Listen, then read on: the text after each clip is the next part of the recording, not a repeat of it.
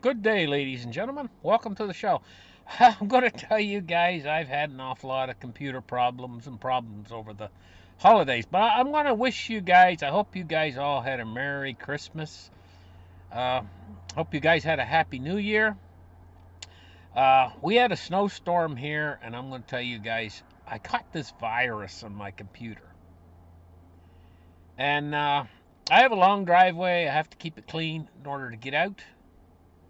You know, it's stuck in with a big pile of snow that's like 3 feet deep, you know, and it takes me about 3 days to get that moved so that I can get the car out of the driveway, and then the keys are locked in the doors, and the car can't get the doors open on the car because the cold has frozen all the locks, and it's just miserable.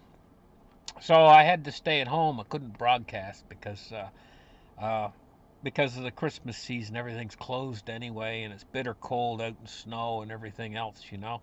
So I had to try to fix the computer problem, the virus that I caught, and it's difficult because this was a bad virus. Tried many things over a period of days to try to fix it. I was still operating the computer with the Windows operating system, but it had the virus. And the computer was telling me there was like 15 different viruses. I don't know where I caught them, but I just couldn't get rid of them. Tried different programs like, virus and anti removal things and Trojan removals and all that. None of that seemed to handle this virus. Caught it off of a Chrome. Uh, that's where I caught the virus, off of Chrome, you know. Just regular browsing, you know. I was in pictures and looking at different pictures and stuff. The Caught the virus from a site, and it was just a normal site that's like, what was the pictures I was looking at? I can't remember what they were. Some sort of industrial machine or something like that, you know. And boom, it come up and flashing. Oh, you got to do your computer's messed up, and it was messing everything up in my computer. So I got it fixed. How did I get it fixed? I reinstalled Windows. I had to scrub the entire hard drive. About I scrubbed it about 2 or 3 times. How you do that is called defragmentation and formatting the hard drive, and then I reinstalled a new copy of Windows on top of it. But I needed in order to do all that, I needed a USB flash drive. And it took me a while to get the USB flash drive in order to get the computer running again and everything. But we're up and we're on the air, guys. That's what counts. So what's going on in the world right now? Well, the drone thing seems to have settled down. That was all the news, all the rage there for a number of weeks. And just, it disappeared suddenly. It's just like everybody's talking about it. Drone, drone, drone, drone, drone, drone. You probably got tired of hearing about it. And then all of a sudden, poof, the story's gone. Basically dead. But the drones are still there. What in the heck are they? Who knows? What are they doing? Who knows? They're still flying around in around New Jersey. Uh, and the things that they're interested in that region around New York and New Jersey. And so that situation's actually still ongoing. They don't know what's going to happen there. Uh, and then we got things happening, and what's the stories I had here? A giant winter blast is coming to the United States. Heavy snow hits the United States, bringing blizzards. A blizzard risk to Kansas and Missouri. We're looking at it's just going to blast down in parts of the United States, this heavy blizzard. And if you take a look, you'll also see that if you travel over to England and Wales, on the other side of the big pond, it says that snow is going to disrupt travel in England and in Wales. Snow is covering most of northern England, with air, road, and travel falling foul of winter weather. It says heavy overnight snow in Wales and northern England has caused travel disruptions as the new year gets off to a cold start. Here's the thing about this. All the time when I was, well, going through the 1960s, 1970s, 1980s, 1990s, even the 2000s, early 2000s, England has a wet, dreary winter, but they're not a snowy place. What's going on here? There's changes happening, you know. And I'll tell you guys, I think it's got to do with the collapse of what's called the AMOC. And I think that's actually what's happening. It's going to manifest itself more and more. I'm looking at an article here.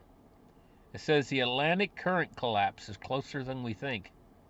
It's called the Atlantic Meridional Overturning Circulation, or AMOC, the ocean's mechanism responsible for moving heat around the planet.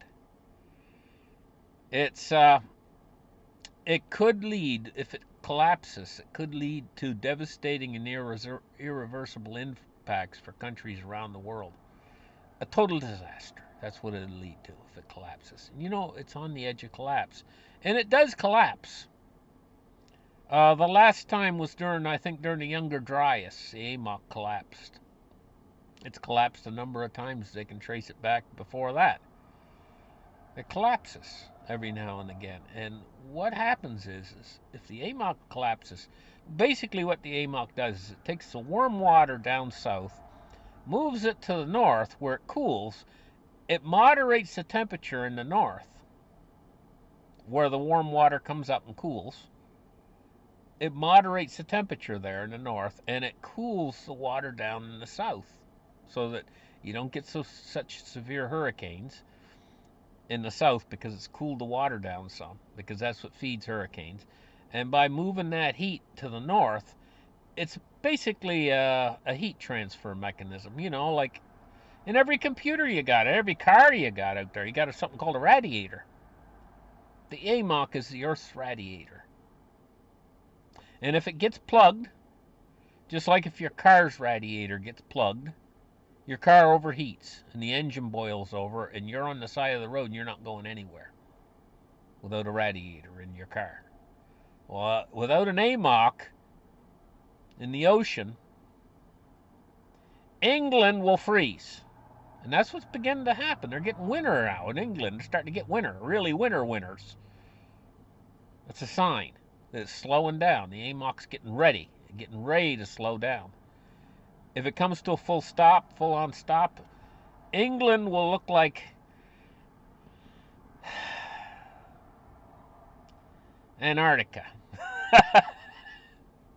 And same thing up here in New England as well, you know. Can you imagine in New York City? Okay, I'll tell you what happened. The last time the AMOC stopped, right here where I am, right here, was glacial. Nova Scotia, in New England. Right now, our weather is somewhat similar to Maine. But this was glacial. The glaciers were 60 feet deep here. You couldn't live here. Your houses would be buried under 60 feet of ice. Unless you're an Inuit or an Eskimo. You couldn't live here. So we typically get New York weather. New York gets our weather. The winters here are just like New York. And because we're very close, actually, because we're stuck out in the ocean just that way a little ways. In fact, they got a ferry that goes down to southern Maine around Boston. A ferry that travels across just north of Boston from Nova Scotia. And it's not very far across the water. It's only a hop, skip, and a jump, just the way geographically, the way we're located. So New York, if the AMOC stops, New York, Washington, all of them, they'd probably be under 30 feet of ice. And 60 feet of ice here. And the ice would go down as far, probably as the Carolinas, the permafrost. You know what permafrost is, guys? Is when you get a place where the ground never thaws out all summer. It's frozen. And that permafrost and Arctic conditions would extend all the way down practically to Florida. I mean, Florida would be, if the AMOC stops, Florida would probably be the equivalent of Canada is now. Living in Florida, you'd probably have, in the winter, you'd probably have 6 feet of snow. But at least you'd have a summer and a growing season in Florida if they muck stuff. But up here in Canada, this would just all be Arctic. It would be above the snow line up here. That would just wipe our country right off the map here in Canada. So that's the story of the AMOC, and I mean it is slowing down. They are actually seeing the impacts of it actually starting to slow down. But will it stop? That's the big question. So they got this heavy snow in England and Wales. Now Trump is going to be sentenced on for the hush money case on January 10th. They're signaling no jail time for him. This is just weird. A president-elect getting sentenced. It's just beyond bizarre, you know. And I talked about this about 6 months or maybe a year ago. I talked when the whole thing was up and coming, like the election and everything. And I kind of figured he was going to win it. And I said back then, I said, what's he going to, something about he could run the country from jail or whatever. But they're not going to put him in jail, They're not going to go that far. But they are going to sentence him, which is just, for a president-elect, this is just weird. I find it very weird. Don't you guys? Now, attackers now are using vehicles as weapons. There's been a big case, this white pickup truck down in New Orleans, I guess. I got a picture of it here. 6,000-pound pickup truck into a crowd of revelers in a massacre in New Orleans. It's following a disturbing trend. It says assailants using vehicles. Well, here's the thing, was it guns for a long time there. They used, and then like there's been cases of them using knives. Now they're using vehicles. You can't make everything in life. You can't make vehicles. You can't take all the vehicles away from people. What would they do? So unlike guns, this is a disturbing trend because a car that weighs 6,000 pounds can do one hell of a lot of carnage awfully fast, and you don't expect it. I mean, if you're out in a crowd or something and you heard a pop, pop, pop sound, or pew, pew, pew sound, what do they call them, pew, pews or something, or pop, pops and popping sound, you can run for cover or whatever, but this, you wouldn't see it coming. It would come so fast. You're in the crowd, maybe shopping at a flea market or something else, and some car comes through at 80 miles an hour. It doesn't make any sound hardly until it starts crashing into. By that time, it's too late. It'd just be all over in seconds if you were in the way of the thing, Only one thing I can think of, about all this is you might actually save your life. Just like in a situation with guns, if you fall down on the ground, and like if there's pop, pop, pop going on, you fall down on the ground, that could save your life. Get down, And people know that, they get down. But the thing about a car coming through a bunch of people is it does make a certain amount of noise. You probably would see him coming. You'd have a fraction of a second, and he's coming right at you. You know what I mean? How high can you jump? If it's a car, not a big truck, I mean, you're not going to jump over the hood of a truck. But if it's a car, it could save your life if you saw him coming like a big, kind of like a bull charging into, like these guys in the rodeos and stuff. Bulls some of them are nearly as heavy as a car. And the bull comes charging at them, and they're able to jump right over his horns and jump right over him. Of course, these guys are the clowns, and the rodeo clowns and stuff. But the bull doesn't seem to be able to strike them because they're able to just jump a little bit and get out of his way, you know. Uh, if you got a calm, cool, collective head, if a car's coming at you, if you jump, you'd slide over the hood, and you probably wouldn't get killed, you know. Just saying, but it's just a bad situation nowadays. We got a world that's trending toward so many potential catastrophes out there. And the world is actually trending toward catastrophe. It's trending toward that, you know. Threatening, these catastrophes been threatening us. Like, you know, I mean, I could sit here and label them all: disease X, the climate situation, the financial situation, the war situation. It's all threatening us, but not one of them yet has really, really impacted, except for COVID. Not one of them has really impacted us hard yet, all these threats. But potentially, I can see them all coming home to roost at a certain point in time, you know. And I know I've been saying that for a while now, but it's slowly trending toward something. You all know the world's changed. In 2020, everything changed, and it hasn't got back to normal again. I don't think it's going to get back to normal in the 2020s. Maybe in the 2030s, maybe we'll get back to some sort of a normal, you know. And oh, will that ever feel good? Because now we just get stuff coming at us all the time. Well, guys, I wanted to get on here and do a little show, tell you guys an update of what the situation is with the computer. And my video is not, I mean, it's just a recording using the camera recorder because I got no software installed yet. I just got a brand new build. My computer's a brand new build right here. The computer's not new, but it's a brand new Windows build. And I'm still working on it to try to get my software working and everything else. It caused me an awful lot of nuisance, that virus. I tell you guys about these viruses. It's just my opinion. Now, this is just my opinion, but tremendous money involved here. There's like